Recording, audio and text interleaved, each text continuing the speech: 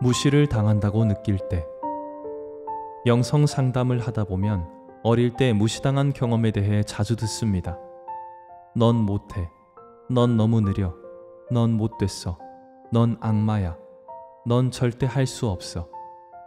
한 여성은 아버지에게서 끊임없이 이런 말을 들었다고 했습니다. 넌 형편없고 아무짝에도 쓸모없어. 우리가 먹여주는 것만도 고마운 줄 알아. 이런 말들은 영혼에 깊이 박혀 큰 상처를 남깁니다. 이와 같은 경험을 한 사람들은 어른이 되어 비판적인 말을 들으면 매우 민감해집니다. 이들은 비판을 받아들이지 못하고 예전의 모멸감을 다시 떠올리면서 거부당하고 무시당한다고 느끼게 됩니다. 요즘에는 다른 상황에서도 이러한 감정을 경험할 수 있습니다. 공개적으로 비난을 받게 되면 누구라도 자신을 방어하기가 힘들지요. 그것이 사실이든 아니든 다양한 방식으로 언론에 오르내립니다. 그러면 독자들은 분명히 뭔가 있다는 인상을 받지요. 당사자는 공개적으로 모습을 드러내기가 힘들어집니다. 당장 사람들에게 욕을 듣게 될 테니까요. 작년에 라이프치히 토크쇼 리버보트 진행자인 웨르크 카헬만을 만난 적이 있습니다. 그가 여성을 성폭행한 혐의로 고발되었다는 사실을 언론을 통해 알고 있었죠. 그래서 선입견 없이 그를 대하는 게 쉽지만은 않았습니다. 만남은 아주 유쾌했습니다. 사람들이 수군거리는 것도 느껴졌지요. 나중에 가서야 그가 모든 혐의에서 무죄 선고를 받았다는 걸 기사로 접했습니다. 언론 보도가 내게 선입견을 품게 했다는 것을 깨달았어요. 나는 그의 입장이 되어 보았습니다. 공개적으로 고발되고 모든 방송국이 그를 멀리하려고 할 때 그는 어떤 심정이었을까요? 이런 엄청난 일을 겪은 이후 다시 대중 앞에 서려면 대단한 자신감이 필요합니다. 이와 같은 상황에 관해 생각하며 자문해 봅니다. 그 사람에게는 약국에서 어떤 위로약을 처방해 줄 수 있을까요? 이사야서 43장의 앞부분이 떠오릅니다. 그러나 이제 야곱아, 너를 창조하신 분, 이스라엘아, 너를 빚어 만드신 분, 주님께서 이렇게 말씀하신다. 내가 너를 구원하였으니 두려워하지 마라. 내가 너를 지명하여 불렀으니 너는 나의 것이다. 내가 물 한가운데를 지난다 해도 나 너와 함께 있고 강을 지난다 해도 너를 덮치지 않게 하리라. 내가 불 한가운데를 걷는다 해도 너는 타지 않고 불꽃이 너를 태우지 못하리라. 나는 주 너의 하느님 이스라엘의 거룩하니 너의 구원자이다. 이 말씀을 자신이 경험한 모멸감에 적용해 보면 새로운 안목이 생깁니다. 비록 사람들이 나를 무시했지만 이는 하느님께서 나를 새로운 방식으로 만들어 가시는 방법임을 첫 문장에서부터 일깨워 줍니다. 하느님께서 야곱의 이름을 이스라엘로 고쳐 부르시고 새로 만드셨듯이 나를 새롭게 만드십니다. 지금까지 성공적인 삶을 살아온 야곱을 인생의 기복에 맞서는 전사로 새로이 만드셨습니다. 그러니 수치심이나 모멸감은 내게 해를 입히지 못하고 오히려 성숙한 인간으로 만들어줍니다. 엉덩이 뼈를 다친 야곱처럼 이제 다른 삶을 살아갑니다. 더 천천히, 더 조심스럽게, 더 주의 깊게 말이지요. 이사야서 말씀이 마음을 울립니다. 우리는 우리를 우습게 보는 사람들의 것이 아닙니다. 우리는 하느님의 것입니다. 우리를 심판하는 건 사람들이 아니라 하느님이십니다. 우리가 하느님의 것이니 사람들은 우리에게 힘을 행사하지 못합니다. 이러한 위로의 말씀이 모멸감을 없애주지는 못합니다. 그러나 이 말씀은 우리를 붙들어주고 지탱해줍니다. 우리는 이 말씀에 의지합니다.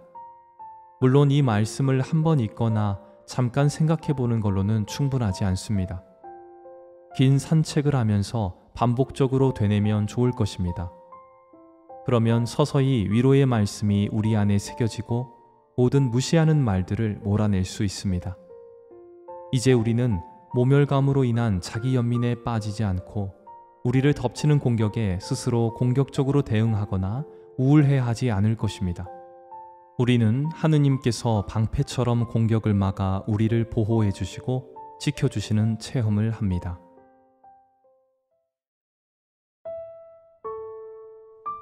사람의 자존감은 감정에 따라 달라집니다. 누군가 의식적이든 무의식적이든 자신의 가치를 무시할 때 기분이 나빠집니다. 간단한 문장으로도 설명이 충분합니다. 예를 들어보지요. 나는 한동안 방사선과에서 일했습니다. 당시 방사선 과장은 실력이 있는 방사선 전문의이자 아주 친절한 여성이었습니다. 하지만 그녀는 자신의 직위와 전문 지식을 제대로 인정받지 못하면 힘들어했어요. 한 번은 이 과장 의사가 한 환자를 검사할 때였었습니다. 병상으로 옮겨지기 위해 이동 침대에 누워있던 환자가 갑자기 그 의사에게 말했어요. 간호사님, 좀 도와주세요. 화장실이 급해요. 그러자 그녀는 환자에게 씩씩거리며 이렇게 말했습니다. 나는 과장 의사입니다. 혼자 일어날 수 있잖아요. 그러고는 방을 나가버렸지요. 환자는 자신이 무슨 잘못을 했는지도 모른 채 다른 사람에게 도움을 청해야 했습니다. 요즘에도 많은 여성이 단지 여자라는 이유로 과소평가를 받는다고 느끼는 상황이 종종 나타납니다. 실제로 이런 경우가 가끔 있지요. 그 환자는 여성이 과장 의사라고는 생각도 못했을 겁니다. 자신의 평가가 어디에 좌우되는지 늘 자문해 보는 게 중요합니다. 우리는 남의 판단에 너무 많이 의존합니다. 무엇보다 중요한 건 자신의 고유 가치를 인식하는 일입니다. 나는 나입니다. 그러니 지위와 외적 인정보다는 존재 자체를 더 중요하게 여겨야 합니다. 교구 주보에 우리 수도서원 소식이 실렸습니다. 주보에는 안스가르 슈티프의 수사로 소개되었죠. 얼마 안 있어 아버지를 만났는데 아버지 동료분이 주보에 실린 내 이름에 박사 칭호가 빠졌다며 화를 냈다고 전해주었습니다. 그분이 그랬답니다. 박사라고 하나 붙여주면 어때서? 이 말은 수도의 지도부가 의도적으로 뺐다는 의미로 해석할 수도 있지요. 물론 말도 안 되는 이야기입니다. 집에서나 수도원에서 칭호를 붙여 부른다는 건 아주 이상한 일일 겁니다.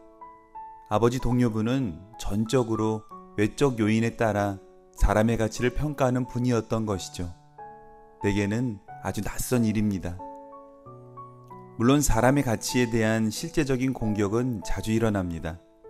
그 이면에는 남을 낮추어서 자신의 가치를 높이려는 욕구가 숨어져 있습니다. 자신보다 더 가치가 낮아 보이는 사람과의 비교에서 큰 만족감을 느끼는 사람도 있습니다. 이를 위해서 외적 기준이 종종 멋대로 만들어지기도 합니다.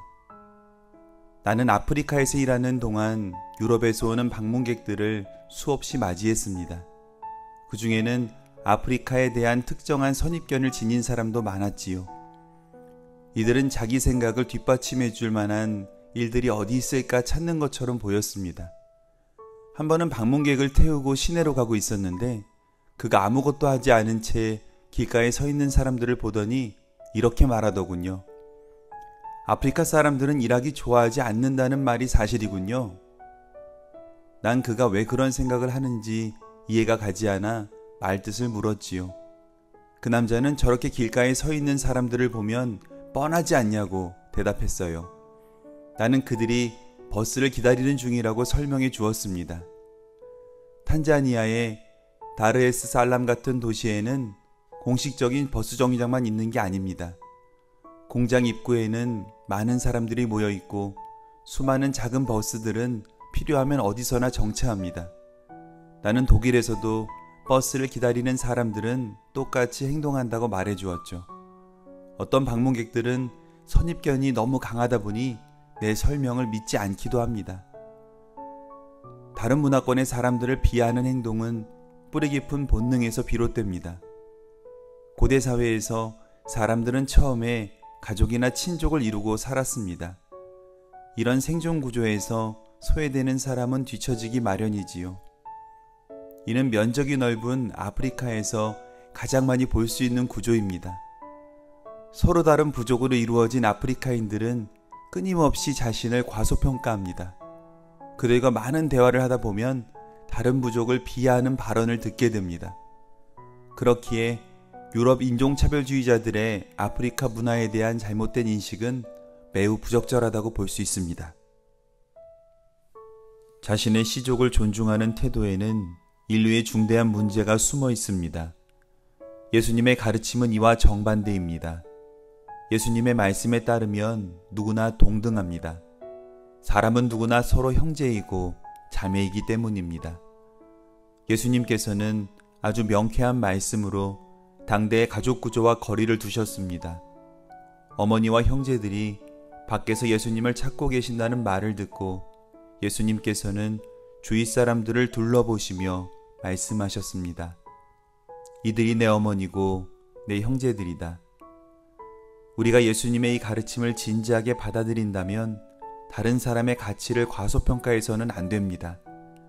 우리는 존재 자체로 가치가 있습니다. 매일 저녁 그날 하루를 되돌아보면서 항상 이 사실을 염두에 두어야 합니다.